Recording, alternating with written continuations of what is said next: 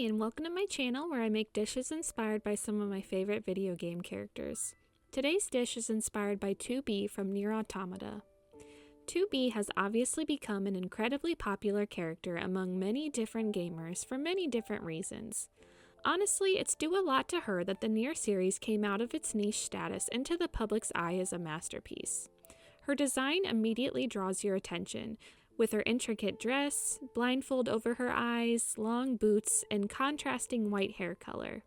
Her being an android adds to the mystique, and of course her attitude that starts off cold and hard and slowly thaws as she spends time with Nines, Pascal, and the robots is a joy to watch. Obviously, the story of Nier Automata is so strong and touching, and the game wouldn't be the same without 2B.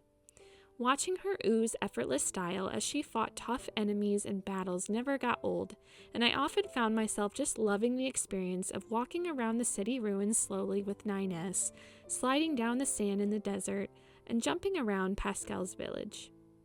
It took me a while to come up with a dish for 2B because I didn't want to get it wrong, since she's from one of my favorite games. I did know for a long time that I wanted to do something with fish since fishing is a part of the game, and 2B can iconically eat a mackerel to get one of the bad endings of the game. Who would have thought that such strong androids would have such a funny Achilles heel? I wanted to also serve the fish on top of white rice because of 2B's signature bleach white hair.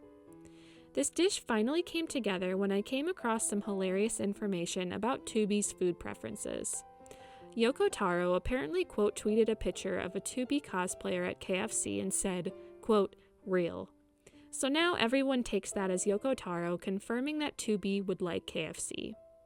I also love this idea because frying food requires a lot of oil, something that androids and robots alike need. Because of this, I decided on a Katsu fish and rice bowl that 2B would be sure to love. Here's what you'll need to make your own. For the Katsu fish and rice bowl, you'll need white rice, 2 pounds of cod fillets, corn flour or all-purpose flour, 3 large eggs, panko breadcrumbs, salt and black pepper, canola oil for frying, and 1 lemon. For the tonkatsu sauce, you'll need Worcestershire sauce, ketchup, oyster sauce, and granulated sugar. We'll begin by making our rice. Rinse 2 cups of white rice thoroughly before cooking in a rice cooker or on your stovetop. Then we'll move on over to the cutting board. First, cut 1 lemon into wedges and remove any obvious seeds you see, then reserve for later. Next, you'll grab your 2 pounds of cod fillets. Now you can use fresh or frozen cod, either works totally fine, but if using frozen cod like me, make sure that you let the fish thaw completely before using. Once thawed, pat your fish dry with paper towels and then cut the cod if needed to your desired sizes. We'll then start heating up our frying station. You can use a deep fryer or a skillet or pot with canola oil filled to around 1 inch in oil. Add your canola oil into your frying station and start heating to a temperature of 350 degrees Fahrenheit.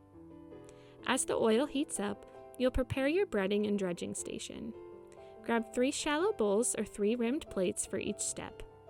In the first bowl, you'll add a half cup of flour. You can use corn flour, not cornmeal, if you're able to find it for a small elevation in flavor, or you can just use all-purpose flour like me. In your second bowl, you'll crack in 3 eggs and whisk until smooth. Then, in your third bowl, you'll add in 2 cups of panko breadcrumbs and add salt and pepper to your tastes.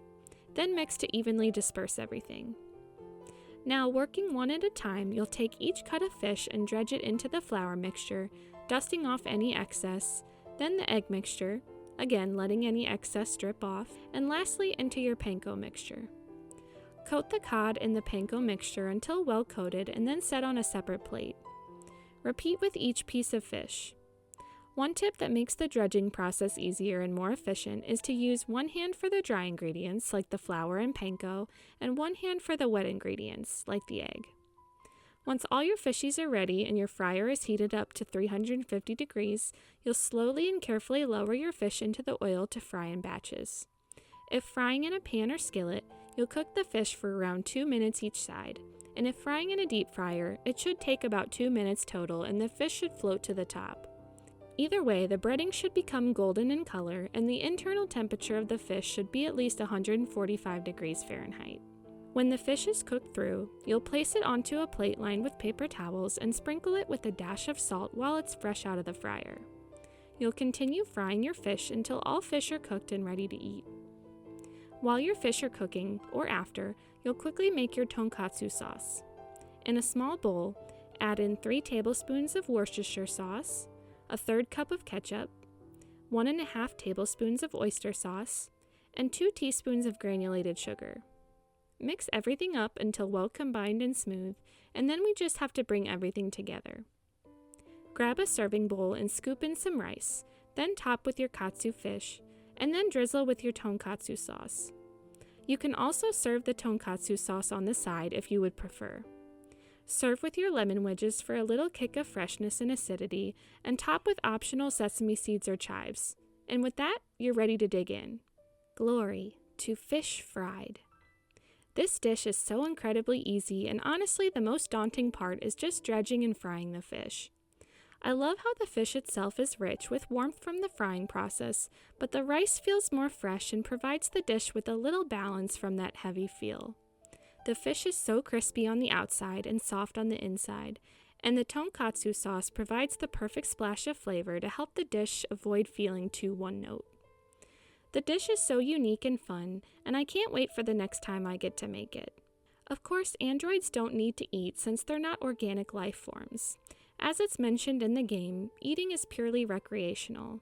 At the start of Nier Automata, I have no doubt that 2B had likely never eaten anything because she was strictly business and professional.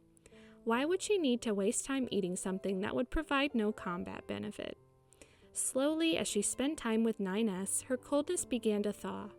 At first, she rejected tasting food from 9S. Then she would just have a bite. Then a couple bites. And now, late in their relationship as partners, she will gladly eat a full dish from 9S. They do a lot of fishing together, and so it seems like a bit of a waste to not at least try to taste any of their prize catches. She'd been warned by Yorha to stay away from oily fish like mackerel as it could lead to harmful effects for an android, so 9S found many fishy alternatives for 2B to try instead.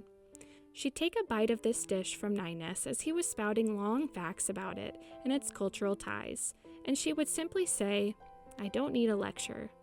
But it was good though, exquisite even. No wonder humans used to eat this.